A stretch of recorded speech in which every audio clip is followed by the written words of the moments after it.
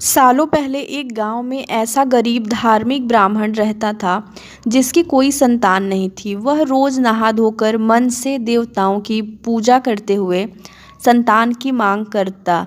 लेकिन ब्राह्मण की पत्नी खूब आलसी थी। वह न स्नान करती थी और न ही पूजा पाठ। पत्नी की इस आदत से ब्राह्मण दुखी रहता था। ब्राह्मण के धार्मिक गुणों से उसके घर में जल्द ही संतान के रूप में एक पुत्री ने जन्म लिया। उसकी पुत्री भी ब्राह्मण की ही तरह धार्मिक थी। जैसे जैसे वो बड़ी हो रही थी, पूजा पाठ में उसका मन भी उतना ही लगने लगा।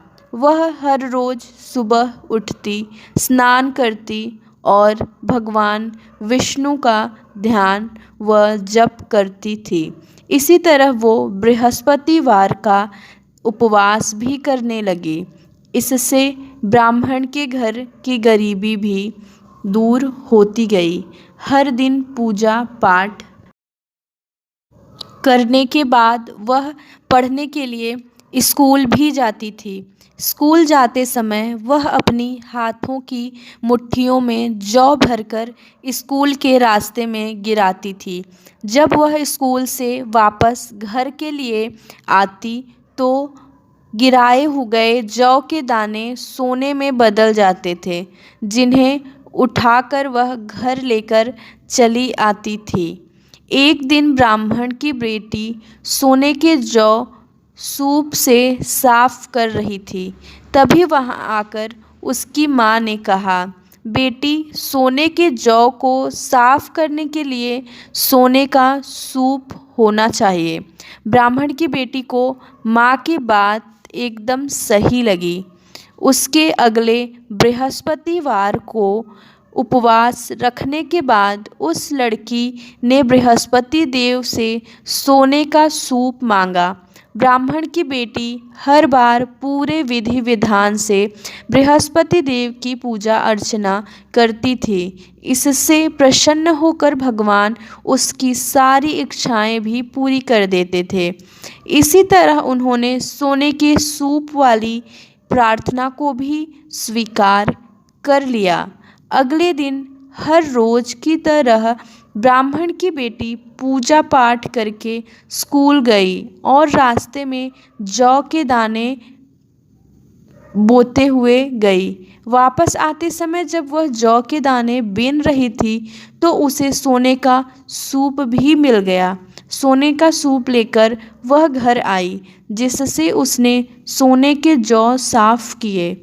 एक दिन इसी तरह ब्राह्मण की बेटी घर के बाहर बैठकर सोने के जौ को सोने के सूप से साफ कर रही थी। तभी उसके घर के सामने से एक राजकुमार गुजर रहा था। राजकुमार ब्राह्मण की बेटी को देखते ही उस पर मोहित हो गया। जब वह अपने महल पहुंचा तो ब्राह्मण की बेटी के मोह में उसने खाना पीना त्याग दिया। जब राजा को यह पता चला तो उन्होंने राजकुमार से इसका कारण पूछा। राजकुमार ने अपने दिल का सारा हाल राजा को बताया। अगले ही दिन राजा अपने मंत्री के साथ ब्राह्मण के घर गया और ब्राह्मण के सामने उसकी बेटी का विवाह अपने राजकुमार से करवाने का प्रस्ताव रखा।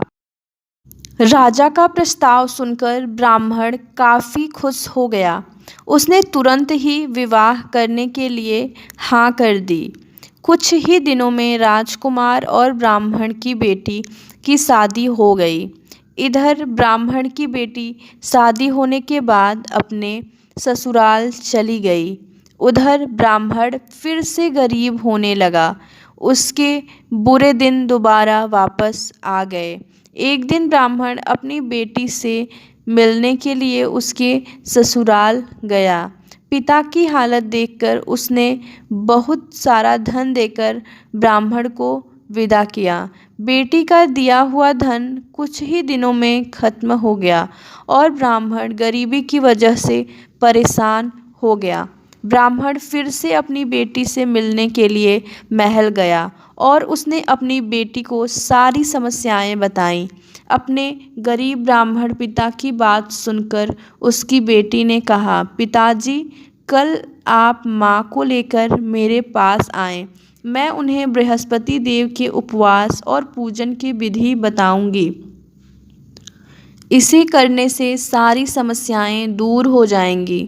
ब्राह्मण ने ऐसा ही किया। अगले दिन वह अपनी पत्नी को लेकर महल में बेटी से मिलने के लिए गया।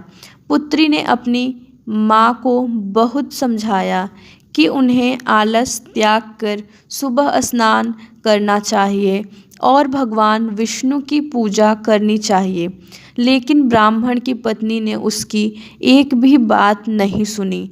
वह अभी भी पहले की ही तरह रहती थी। माँ की ऐसी हरकतों से तंग आकर एक दिन उसकी पुत्री ने माँ को एक कोठरी में बंद कर दिया। उसे जबरन सुबह स्नान करवाया और भगवान विष्णु की पूजा करवाई। इससे उसकी माँ की बुद्धि में सुधार हो गया। अगले ही दिन से ब्राह्मण की पत्नी सुबह उठती और स्नान करती और भगवान विष्णु की पूजा करती। साथ ही बेटी के बताए अनुसार हर बृहस्पतिवार के दिन वह उपवास भी करने लगी।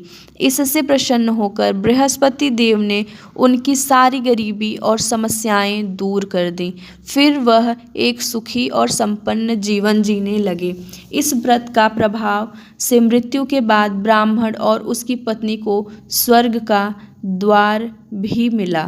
कहानी से सीख, आलस्य करने से किसी भी तरह का काम नहीं बनता है।